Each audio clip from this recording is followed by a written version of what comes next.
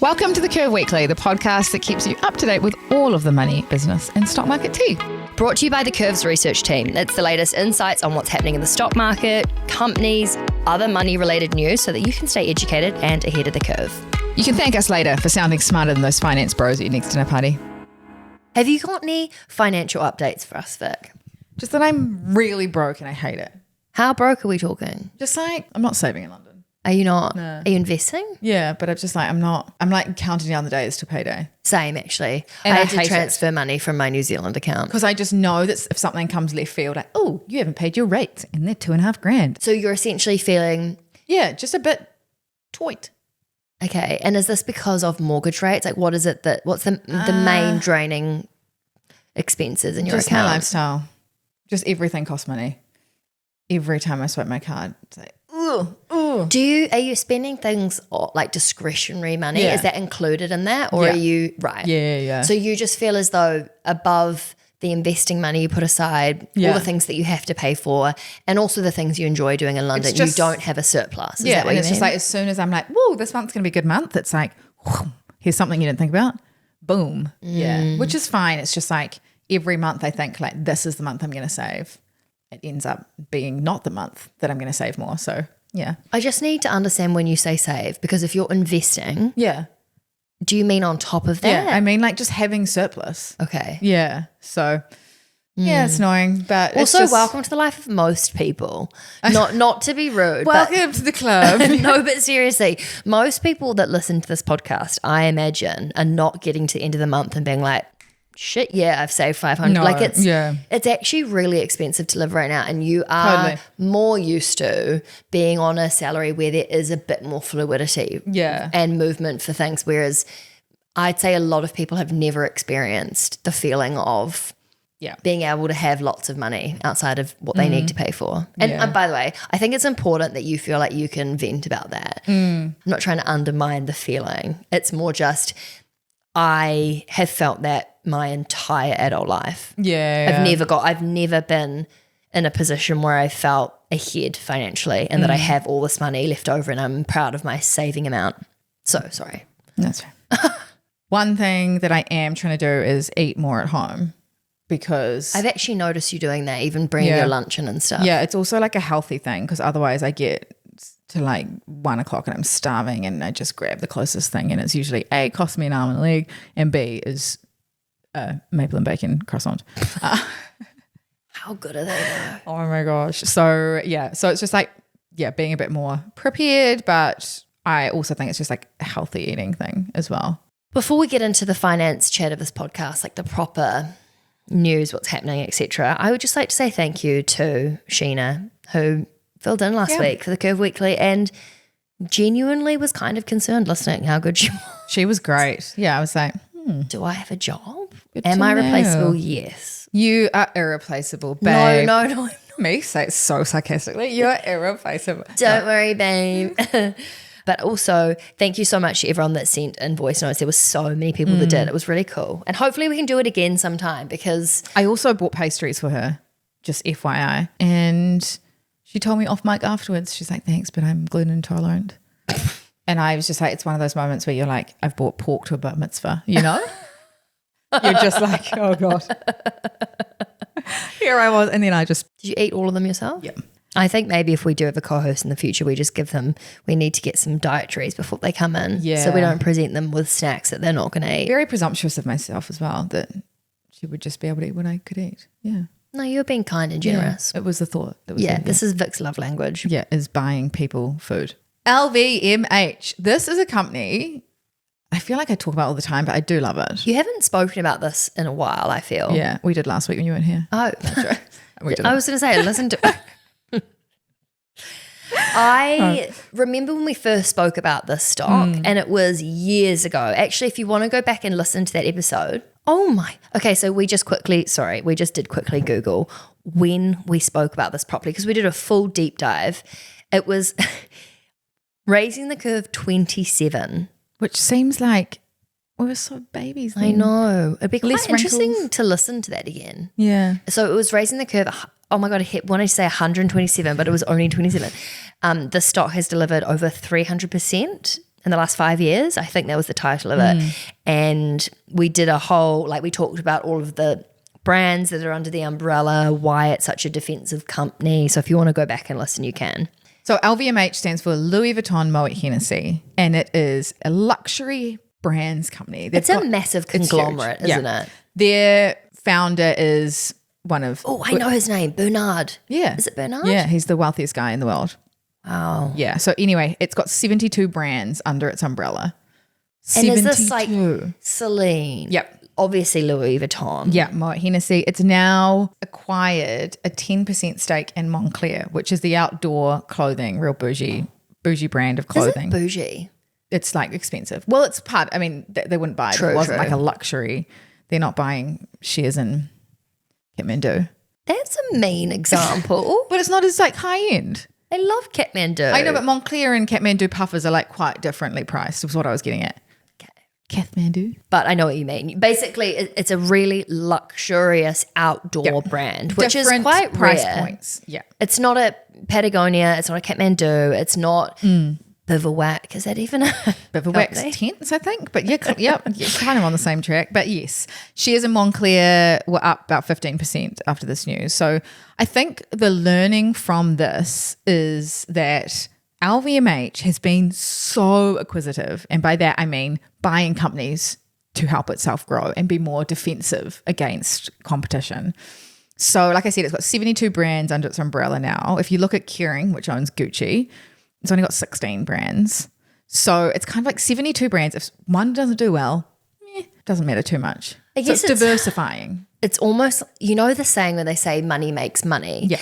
The reason they're able to acquire other brands is because they're doing so well and there's so many brands. Yeah. And it's like if you owned 4 handbag brands, the contract that you can negotiate for leather, for example, would be so much greater than someone who just has one handbag brand. It doesn't sell much because the pricing you're going to get. So there's scale benefits, but there's also the diversification. So if quite a few brands do well, but a few don't, it's not impacting the whole portfolio. It's exactly the same when we invest. The more different things you can invest in means the better you're going to be if 1 or 2 doesn't do well. So LVMH has how many brands? 72. 72. Of the 72, do they own many of those outright or do they have shares like 10% in, what was this one called again? Moncler. Yeah, so that's 72 that they own or have shares in. So they still benefit if Moncler does well. Like, for example, they bought Off-White. Oh, my gosh. They acquired a 60% stake in that in 2021. They bought the whole of Tiffany back in 2020. Yeah, so that was for $16 billion. But the learning from this is that this is why I like to invest in companies with large cash balances, because they can not only buy growth by buying additional brands, that also creates a defensiveness for competition, but it also diversifies their portfolio. So they just go from strength and strength and strength and strength. When you say cash balances, another way to think of that is the idea of having a company FU fund. Yeah. So if something was going wrong or their growth wasn't keeping up with where they were hoping, they've got money that is there and available to use to, as you say, purchase other companies, purchase other brands, spend money on marketing, whatever. They have their kind of emergency fund is pretty decent. Yeah, exactly. And then if one of those brands doesn't do well, they can invest that cash into making that brand do well again. They could buy a new brand. It's just it just gives you a lot of flexibility as having an emergency fund. So there's one little activity I want everyone to do, which is... I love a bit of homework. Yeah. If you do hold any direct investments. So this is meaning you not just investing in the S&P 500, which is the top 500 companies in the US through an ETF or, like a fund. But if you own direct stocks, so if you've bought Amazon or you've bought Apple or you've bought companies like that, I want you to go to Yahoo Finance. So just Google Yahoo Finance and go on there and type in the company and see how much cash it has. Or just Google how much cash does LVMH have. And then what's a threshold for good? Well, if it's negative, that means that they're in debt, which is not good. So that's kind of, I guess, a bit of a quick green red flag. If they've got cash, that's good. If they've got debt, not so good. Also quite a good action point. If you don't own individual stocks and you want to take part and have a bit of fun homework, maybe just for fun, use LVMH as an example. Use Yahoo Finance or Google it and see how much is on their balance sheet, how much cash they hold, or another company that you're interested in and you want to go and have a look. And if you do want to invest in LVMH, then you can sign up to a trading platform of your choice, whatever country you're in, and then just search in the search bar LVMH and see if it's available on your trading platform. Now, this is kind of not really finance. I guess it is financing news, but it's female empowerment news. I love that. You know, sometimes we get like, no, I think it's important. Also, sometimes when we bang on about things like the motherhood penalty and stuff, I know. you can just get sick of hearing about it. You're like, it's yes, nice. okay, we've got it tough. Yeah. Yeah, it's like, so this is quite exciting news. HSBC, which is one of the biggest finance and banking institutions, companies in the world, Hong Kong Singapore Banking Corp is what it stands for. Oh, cool. So it's an Asian bank. They have been around for 160 years, so a long time. And it might, this is a might, it might be about to appoint its first female CFO, so it's Chief Financial Officer ever. Who is she? So her name is Pam Kerr. So I'm probably pronouncing wrong because I pronounce every single name wrong on this podcast. But there's two reasons why this is important. Firstly, the lack of women in the finance and banking industry, particularly in senior leadership roles. And secondly, she's in a role of managing the company's money. Her sole role as CFO is to manage the company's money. And we've just had the first chancellor in the UK. So a chancellor in the UK is managing the country's money. And it's the first one we've ever had here in the UK. And now this company, which is 160 years old, is having the first ever CFO. That's amazing. So I think it's like, yes, we can be like, oh gosh, you know, first ever, that's terrible. But I think it's also like, look where we've come from. You know, we're still trying to play catch up in a field where we've systematically been excluded for generations. And I think the fact that we've come so far, we couldn't even have credit cards by ourselves 50 years ago is quite amazing. Oh, I feel really proud and kind of emotional, and that is just amazing. Yeah. I'd love to, should we send her congratulations or something? Yeah, maybe when she gets appointed. So Okay. she might be. Yeah, we don't want to preempt it. Yeah, she's in line to be selected. So we'll just hold That fire would be with pretty with cool. those flowers. Yeah. I love that. And how exciting to see women in positions of power where they can make decisions as to where money is spent. Totally. It's just changing that perception that we have, even as women, that we're not good with money. Because the more that you see people in those roles managing massive companies or in leadership roles of whatever description, the more that we change that underlying mindset or belief that we're not good at it or we don't know how or that this is a man's job, because it's not true. No. But it's the representation that changes that perspective. And the notion that women aren't suited to managing money has been like so deep rooted historically and so resilient that these changes like this might seem not important or insignificant, but they're pretty significant. No, I think Yeah. most people would listen to Yeah. that and think, I think most people would just listen to that and be surprised that it's the first person. And Mexico has appointed its first female prime minister as well. Look at us go. Oh my God, this is really cool. We should be celebrating. should. These are big wins. They are big ones. Yes, definitely. But I think this is a good learning of like, if you're in the banking and finance industry or any job that you are starting, it's like asking things like, do they have good support and mentoring initiatives to help younger women get to those senior leadership roles, whether you are working banking and finance or if you're working in law or if you're working in marketing, whatever industry you're working in. It's like, what do you do? And ask them before you even start there, because you want to pave the way for younger women coming behind you. I love that. And I think that regardless of if you're young or not, ask it for the ones that are coming through. Totally. It might not even directly benefit you, but if you're a 45-year-old woman and you're going to a leadership role, still ask the question, do you have this in place for people coming through? I don't want to be the only one in a leadership role as a woman. And don't take things as they're just given to you. Do you know what I mean? It's like, no, we don't have a mentoring or support program for young females. It's like, well, why not? Do you know, like, don't just take the fact that there's a shitty maternity leave policy that's not going to support you if you have to step away. Be like, well, why is it not better?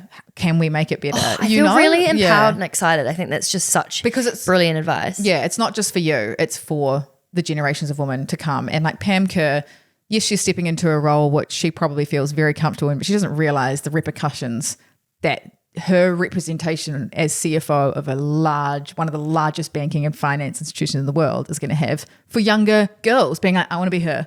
And also, I think I read something the other day, and it was, in fact, I think it was the Elizabeth Day book you gave me for my birthday. Yes. And she was talking about how the woman who came before her put her in a position where she could go to university, she could think about what job she wanted to do. And it was just the wording of the women before have fought for us to even have the right to be educated, to be going into the workforce, and actually celebrating the slog that they all went through for us to be here, and the fact that we need to play our part too for the ones coming later. You know, we're not there yet, and that's fine. Celebrate the wins, but also push forward so that we've got grandchildren that feel proud of the changes that we made happen so that they can benefit from it. And anytime you accept something, whether it's a deal that might feel not that empowering, or you're taking a lower salary and you don't feel valued, like that's not just for you. That's going to impact generations to come. So it's not just a you problem. Yeah. Or a solution. Collective. It's collective. We rise together, etc. Now, they say romance is dead. Do they? God, what's been happening in your life? Not my romance. My romance is alive. Yes. Oh my God. Actually, we had a team dinner last night, and we had all 6 of us there, and we kind of made everyone give their goss, because there's so much. Are you single? Are you taken? Are you single? What's going on here? It was so good. It was fun and actually really cute. Well, you don't have to if you don't want to, though, but tell us. Anyway, the point is romance is not dead. No one says that. But what's the point of that segue? So, I know. I was trying to think of a good one, and it fell pretty flat. They say romance is dead. It's like, no, they don't. It's like, okay.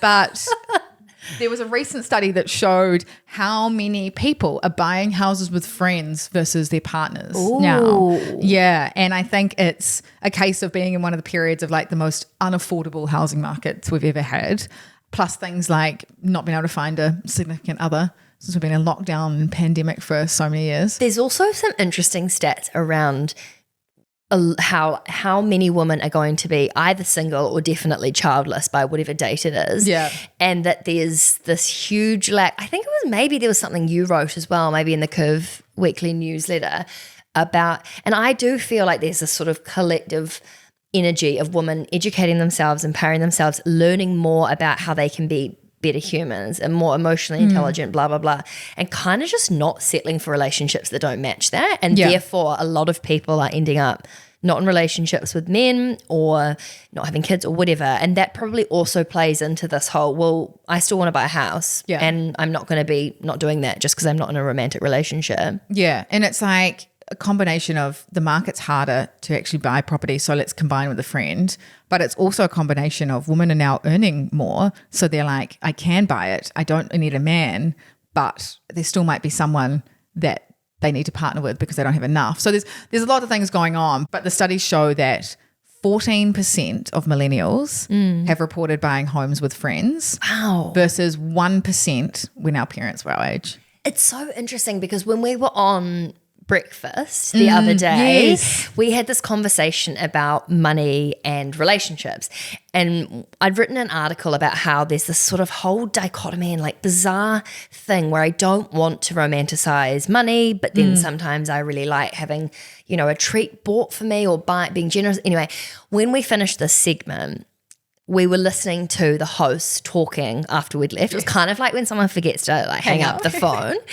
And they were talking about prenups, and he asked the female co-host, would you get a prenup? And she said, no, gosh, I wouldn't. She said, but maybe that's just the generational thing. And I think that's true. I think that has not been a narrative that the boomers have followed. It's very much been my money is your money. It's so interesting. Whereas now I think there's a bit more education around what having a lack of money and your own wealth does to your future freedom and confidence. And so it's like, I want to protect what's mine because I've earned it and built it up over the years, and you should have every right to protect yours. And if we want to combine, that's great, but the default shouldn't be to combine.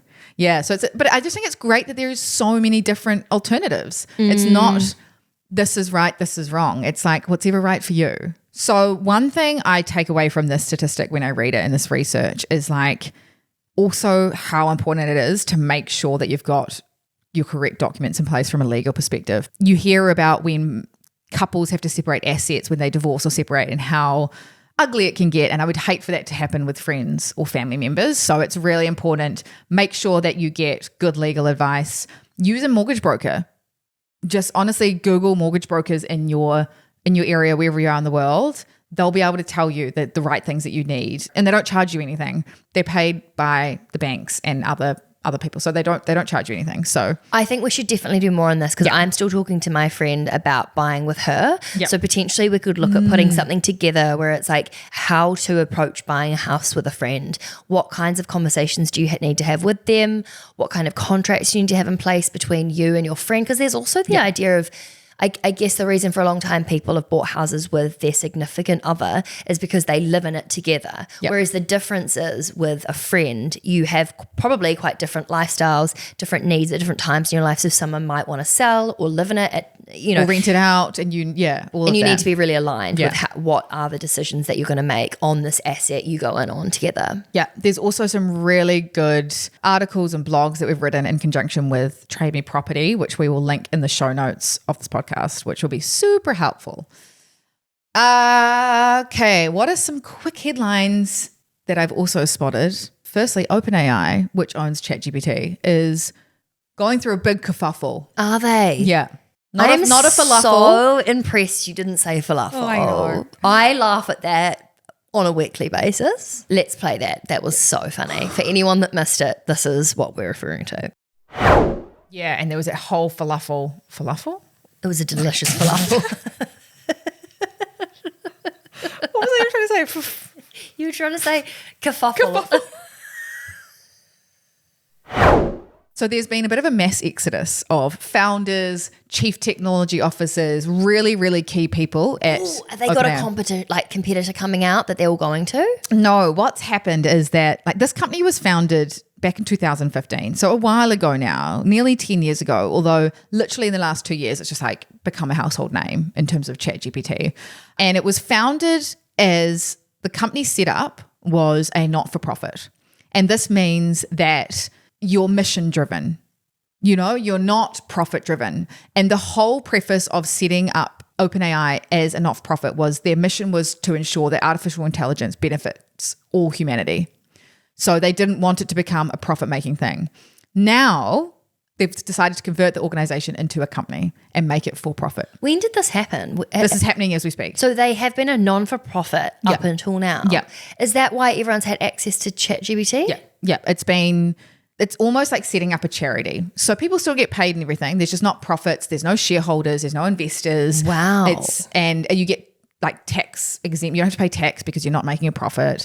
But you have to rely on donations and grants, because you're not selling anything. I'm so surprised that, this is going to sound awful, but I would never have expected that many people to be on board with such a mission-driven, but also crossover into the tech space. Yeah. But it's a pretty conflicting ideology. And this is why heaps of people have left, because they're like, hang on, we set this up as a mission to benefit all humanity. And it'd be like changing the mission of the curve now, people sign up to a company and join the company because you're on a journey, on a mission. If we were we're actually going to start educating men. Yeah. This is a finance bro platform. that would still be in line with our mission of financial empowerment. Okay. But if we were we want to make baked beans. Right. We want to feed the world. It's hang on. So anyway, it's just now everything to do with the company is profit driven. The founders that are still there. So they've had more than 20 people leave this year, which is several co-founders, executives. Anyway, it's just it's interesting to see what's happening when you take something from being mission driven place that's just all about purpose and solving a problem for a bigger need to let's make money, let's make profits. It would change everyone's psyche in the business. I'm also really impressed at the amount of people that up and left, because the opportunity from a financial benefit for all those people that are there that have been a part of the journey would be huge. Yeah. But for them to take a stand and leave really says something about the underlying ethos and culture and everything that's happening. Totally, yeah. And also what I take from this is you've got the chief technology officer leaving. What are they going to do? They've got all this knowledge about artificial intelligence and ChatGPT. they're going to go start something else that's going to rival. Oh, this is really exciting. Quickly, 2 other things. Kamala Harris has been impacting Netflix. What? Yeah. How? Has she got No, the co-founder, Reed Hastings, who we've spoken about before actually, he came out and endorsed Kamala Harris. So he was like, I'm going to vote for her, and I've given her $7 million to help her campaign. Wow. And Netflix cancellations spiked. What? Yeah. Spiked? Yeah. As in people cancelled? Yeah. People obviously who were supporting Trump were like, nah, screw this. What? Yeah. That is so Yeah. baffling to me. I know. That it also really shows how much people are like emotionally connected to the businesses they support, because Netflix and having access to your Netflix account, the fact that that annoys you that much that you're going to cancel kind of surprises me, to be honest. Yeah. I actually feel kind of proud to be a part of a generation where people who are not involved in politics are using their voice in whatever way they feel, because I think that, as we all know, someone like Taylor Swift, to bring her up, but you know, she speaks openly about her support for Kamala Harris too, and it sort of feels like we're at this precipice where, and maybe it's because of our age, we all are taking part in conversations about politics much more than we were before, because the risk of what could happen feels larger. So someone that's a co-founder of an online streaming platform, to think that they're taking a public stand is huge. Yeah. Yeah. But it's also, there's risks to your business, but there's also benefits. You know, yes, there was a spike in cancellations, but he's probably thinking long term. Personally, he probably doesn't want to live in an environment where it's run by Trump or operate in a country that's run, you know, there could be more detrimental impacts if Trump gets into power than his $7 million donated to Kamala and the spikes that happened. I also wonder though, for him, he's like, I don't want Trump supporters on the platform anyway. So if you want to leave, good riddance, you know. There's I wonder if when you get that big, or when you have companies that have that much money, if you do have personal values that come into who your clientele is. And there's also policies as well. There's probably policies that Trump and Kamala have in place that could really impact his business. So if Kamala has a policy that's maybe about a tax benefit that could benefit big corporates like Netflix, then of course he's going to endorse that, because he wants more people to vote for her. So therefore his business, there's always that's where it gets muddy though, isn't it? Because it is a conflict of interest. Yeah. That's not coming from a what I want is best for the world. It could be coming from what I want is best for my business, which makes it different. And we are going to do a US election episode, which will be coming out very shortly, talking all about this and the impacts and why people endorse, what the policies are of each party, and because we've had quite a few questions on it. So watch this space. Everyone should experience first class at least once in their lives, and Annie shouldn't miss out just because she can't afford it. Help me, I'm poor. I have a financial flex, and it was pre-paying for my holiday ahead of going. I hadn't done that before ever, because I've never really done a big trip in terms of with other people where it's like you go on a big safari and you prepay. Do you know what I mean? That's never been the style of holiday I went on, but my family, we all chipped in to go on a holiday on a boat in Croatia. And because I paid for that months and months ago, it was such a hack just to be able to get there and enjoy it and not be feeling super close to the emotional spend of an amount of money. Yeah. I don't know. For me, it just made me think the idea of having a holiday fund that you contribute to, that you can pay, rather than having to take that out last minute when it's the middle of summer and you haven't planned for it. Yeah. I just think it's a much better way to take out the financial stress of being on holiday costing too much, because it's something you planned for. Yeah. It's almost like you've forgotten you've spent it. Kind of. Yeah. Yeah. So that was my flex for the week. I think your financial flex for the week was a stunning episode. Thank you. The research that you put into that was amazing. I found it like incredibly interesting. So thank you. I know that would have taken a shitload of time. Thanks. Seriously, that was amazing. I hope everyone else found it interesting too. Thank you. Thank you so much for listening to The Curve Weekly. Make sure you hit the subscribe button to stay up to date with all the money, biz and stock market news. And if you like what you heard, we would love a review. Thank you. Yes, we would love a review. But if you did hate it, please, don't leave one if you hate it. No, but in all seriousness, could you please leave a review? Because it really helps other people find our cute little podcast. And we hope you have a good week and see you next Monday. Bye. Bye. Sweet. Yeah. See you next Tuesday. Lol. See you next Tuesday. I mean Monday. No, actually though, new episodes out every Tuesday.